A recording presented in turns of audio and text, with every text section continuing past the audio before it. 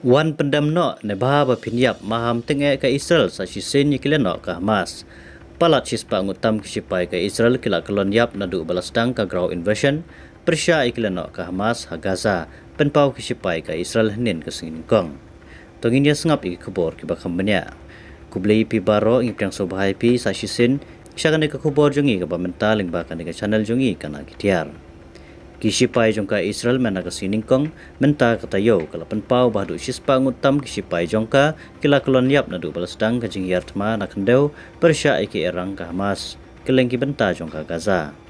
Bada kispa ngut kiweru kibren menta hapring kijing mensau na kijing yakun hagani katma. Kat baki perton sipai ka Israel kibedang yakun kai sikai menta banyo ban kerwit lut planya kileno ka Hamas hakelengki benta jongka Gaza.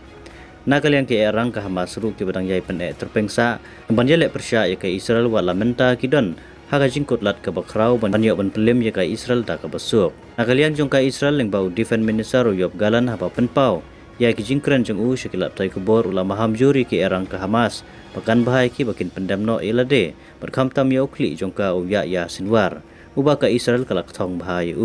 ban ya ka bakin yap hagan ni gatma namar ka Israel kanam ailat shu hagan ni wat ka bamenta mansiam dakino kino kilenti ban penjajai ne sange no ya kan igatma Henry kalakran syai bakatma kan omkut dalileru tat anda ka Israel kan yo ban penurlong ya baro kitong jongka susu kisipai ka Israel lakila yoru ban penjat palat kumba arspa san pautli kitam jong kini kileno Hamas ha keleng ki benta jong Gaza tang hapo kini ki arpsau konta ka jingirtma ka Israel persya kileno ka Hamas ha Gaza.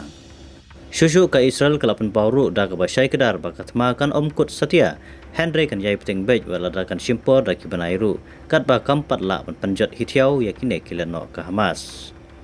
Kane gatma kampat syam lakut setia hadu mentaru to ya abangi yaki wepar ki jingja na kane gatma leng ba kane ka channel jungi kuble shibun yapi baro.